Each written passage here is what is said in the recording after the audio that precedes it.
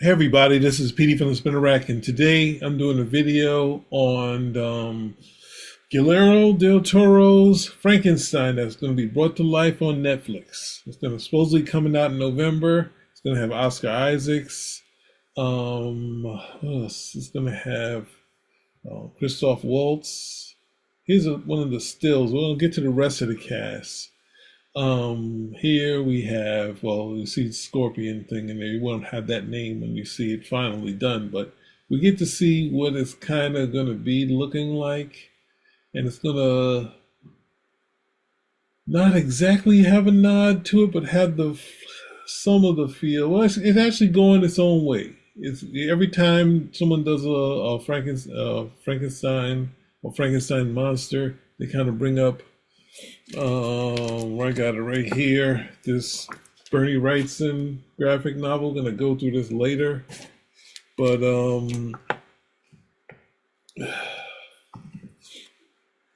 they, as filmmakers, their want is to go their own way. So we will have touches. We can see right near the monster is a patchwork of certain things. We see his leg is a patchwork of different elements. And that's one of the things about the novel, that the actual science part isn't necessarily gotten into. He says at some point in the novel, I created life. And ever since he said that, people have gone further and said, it's got to be electricity. So we got to supercharge with electricity, when it doesn't say what element that in the book, what the element actually is. So you're open to interpretation. You don't have to follow what they did in the original films. And then you see in, I think, the Kenneth Branagh one, they added some sort of like kind of liquid kind of forming, but then at the same time they had the electricity kind of bringing it all together. So they worked on the patchwork aspect.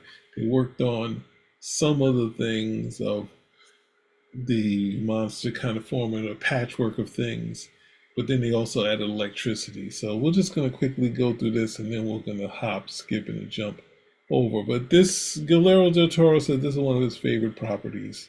Books, rather. Sorry, one of his favorite books, and he want to create it, right? So it's going to have Jacob Elordi, Maya Goth, Felix Cameron, Lars Mikkelsen. We'll have David Bradley, Christian Convey, Charles Dance, and Christoph Waltz. Some of the names that you're going to see in this thing. So from the couple of pictures, so I didn't get to the last picture of the actual Victor Frankenstein, we have Oscar Isaac in the story, and him like Pedro Pascal, they look like everybody. They're in everything, and nobody has a problem with it, So, but he's pretty good. So it's not like they picked a bad person, but it's one of those people that we see all the time. So this illustrated novel is kind of, usually cited when they talk about doing another Frankenstein movie, which has Victor and the monster talking to each other, and he starts off with what the monster was initially described as. Initially, it was described as something beautiful, and as it went along, it became something wretched, right? So it kind of, captured the wretchedness as only Bernie Wrightson could. R.I.P. One of the greatest illustrators, and definitely a horror. He was the master of the macabre, right? So, and this is a later edition. I think I bought this in the 90s. But I think, was it Marvel had commissioned him to do this, and he kind of put everything that was in him into this. He'd already had big success with what was it? Well, he's had tons of successes, but he had big success with the Swamp Thing. He did move to movies and TV, working on designs for The Thing. He also worked on designs for, I think, The Stand. A lot of Stephen King's properties, he worked on them. You could see his stuff even on Spider-Man. So he was, illustrator that was in high demand. And from time to time, he would come back to comics. He would say after this project, he would kind of lose a step for comic books. He would say that, he pretty much said as much as he needed to say in his opinion, but you could see in my opinion, in the 90s when everyone went independent, he sort of came back and he started doing, well, no, actually, this came out in 85. We have in 88, which is the Cult. That was a big deal. I think did a couple other things. There's some Marvel graphic novels, which were gorgeous. I think the work before he passed was incredible too. So it was Steve Niles. Then She Said, Doc Macabre, and I think it's the Ghoul. It's the Ghoul, right? So that gives you a precursor. But I'm not going to have this all together because it was a while since I read this. But I also want to go through some of the images, right? So in the original story, it started, and actually the movie with Robert De Niro starts off the same way the book does. So it has this story where it kind of backtracks, right? Where we start with Robert Walton. Robert Walton is the seaman, and he's like out there, and he's like, you know what? Life has this. I have no one on my level. You have all these great workers. They do great work, but I don't have a friend, right? So it even mirrors what we see here. So right, so let's just go through the images and we'll just quickly go through the story, right? So Frankenstein or the Modern Prometheus, right? And start with the seaman, or one of the seamans. I guess this would be Robert Altman, and not only he's on his excursion, right? This big endeavor that he's going after. He's also out there saying that he doesn't think he's gonna, have a friend, right? So he's looking for someone to hang with, and as they go along, they run into Victor Frankenstein, and as they nurse him back to health, he's like, "I found him. I found my buddy. Like, this is my buddy right here." So I'm like, all right, they're gonna cool, but he said, wait a second, but I got some issues. And they're like, nah, you're a good guy. And he's like, nah, I got some major issues. And he starts to go into this story. And they get a glimpse. They see someone in the actual, in the ice, but it moves so quickly that they don't even get to see what it is, right, or who it is, and they don't believe it because they're like, it moves so fast, right?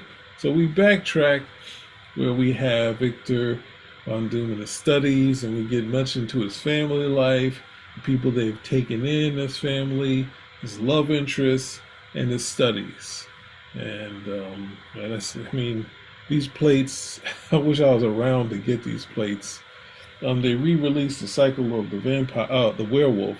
I kind of wish they would do these plates. So I would love to have them, right? So he kind of, instead of the studies that he's having, he's venturing back into some of the olden things. And one of the things you read, I think it's the Comic Book Greats, is a videotape. He said he wanted to use the tools of the period, and he, didn't want to be stuck in using line, so he kind of did an approach to line of kind of I think it was I forget the artist's name, but he was trying to use all the tools from back then to kind of hold himself back from not slipping into just using all the modern day stuff, right? And here we see the studies and this, that, and stuff, but he is like thinking about venturing somewhere else, right? And getting into all these old alchemy and that sort of thing. So he is, on his scholarly endeavors, but he wants to go a step further into trying to figure out what life is, right? So here we go, we see him, and he's also writing down his notes and figuring that. And at some point in the novel, he says, I created life. I don't know if he's done it yet at this point. We're going through it. Yeah, so he goes, he figured the spark of life, and he also has to go through these, excavate all these bodies, and just to learn about life at the same time. So it's a lot of all the stuff that's happening. So there's the one, Ken Browner one, basically has all the bits in it. It just kind of took it a step further, trying to have the bride in there also, right? So then he creates it, and he's so shocked at it, and he's so reviled by this. He just hates what he's created, and he breaks out, right? Seeing what he created, and he can't believe it, and he leaves. He runs out, and he decides, you know what, this is, see how bright it's gotten? He's starting to see what life is like, what he's missed, doing all this stuff and all this. So he's kind of on this happy portion of his life. He's going to reconnect with his, his sweetheart, which would soon be his wife. And I think this is the young boy is slain in this town, which is his younger brother, right? So after all this time, Frankenstein kind of realizes that the person who slain this boy might be the creature that he created. And when he talks about him, he kind of talks in a negative way. Like he's always talking about it in a negative way. And he comes in there and he has a proposition, but now, just like Victor Frankenstein, the monster has his story to tell Victor, what he's been doing all this time. So it's a very interesting novel, and talking about the struggles of stealing and trying to hide, because if his creator didn't like how he looked, no one else will, right? So, but I think, will we get into more of that? So the monster has gone through hiding. Well, I think we'll see that later. But basically, who is it? One of the babysitters is charged with the death of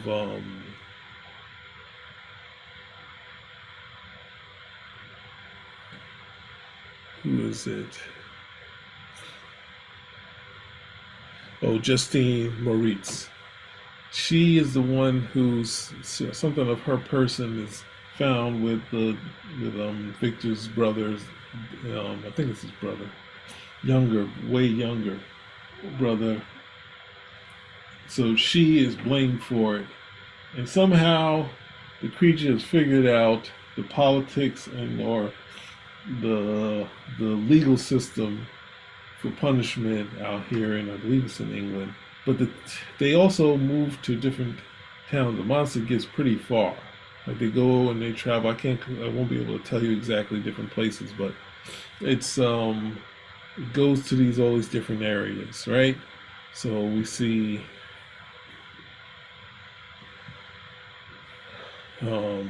Justine that, and then Frankenstein is kind of like, good Lord, look what I've wrought. And he can't tell anyone because no one's going to believe him. Like, no one's going to believe that he created a creature that's doing all these murders, right? So he's just like, he's overwrought, because they just put him in jail or say he was crazy. Say he created a creature and this creature is killing everybody, right? So the monster is saying, this proposition is that now you will take her and you will bring her back to life, since everyone, as I've gone along, everyone has hated me, right? Everyone I tried to help someone who was drowning, like wound up hating them, and that's, how, this all this stuff had started to happen. He also helped out a family. His family was struggling. He stayed in their basement, and he kind of did everything they needed to do around the house. He befriended the blind man, which of course Gene Hackman immortalized in Young Frankenstein, and they ran from him. He had learned languages. He learned everything during this time. So it's like it's a major accomplishment, but Victor's kind of like knowing he's killed and looking at him is like, this is not working out. But he goes through his past of how he survived and oh damn, this one is broken. So I'll just go over to this side for a second. And how he's been in hiding, all this time. And then when he reveals himself to the family, he is outrun. They've got rid of him for having running out in the street. But see, here's the place where he was helping the family out when they weren't in the house, doing everything for them, but still having to hide in the cubby hole, wanting to be with that family, but knowing how he looks is going to make them run, right? Sure. This is to show all the thing I was talking about, but right. And when he saves the kid, this guy shoots him, so that leads him to kill these people, right? And he says, "I want." He said, "If you don't take care of, for me, give me a bride, I will be there for your wedding night," right? So he ventures off, and he's like, has these plans. He has these plans to act like he's going to help him, but his overall scheme is to not do it. So he goes and meets some friends, reconnects. There's another portion of the plot, but that's basically what he does. He's going into these different things, and he's thinking about doing it. So he gets all the information for the reincarnation of the female, but he ultimately says, "Nah, I'm not doing it." Oh man. But this leads us to, not that. Let's go here. Sorry, y'all. Leads them say, "I'll be there on your wedding night." So that's the image for that, right? And Frankenstein's like, "No way. I'm getting rid of all this stuff." And then they found another dead person, right? I think this was his wife dead at this point? Yeah, no. Alright, so we go back to the ship, and he's writing letters to his people as they go. No, I think Robert is writing letters. Right? And he's been chasing the monster, and at this point he's totally finished, right? So then, oh yeah, so that was, I don't have the writing underneath where we see that his wife has been killed, and he almost gets blamed for it, but he says he knows what it is and can try to figure this out, right? So then, let's see, he's on this mission to take out the monster, chase him into the snow, right? And as he goes, he finds this is where he runs into the ship, who's also stuck. And he tells his story to Robert, right? And soon after, I think the monster gets there, right? And he has his last meeting with his creator, right? And you see the ship moving on. You see Frankenstein. by himself. All right. So yeah, this is very interesting reading this, because it's very much a tale, I guess, for lack of a better term, similar to what I guess the X-Men or Magneto goes through. This sort of connection, and it's almost crazy that Mel Brooks didn't spoof more of it in Young Frankenstein, but they only kind of really spoofed the blind man scene. But definitely a gorgeous thing, and the novel isn't too shabby either, so it's definitely something you guys should check out. And this is the Spinnerack style or Millerization of the book report on Frankenstein with the illustrated pages. Spinnerack out.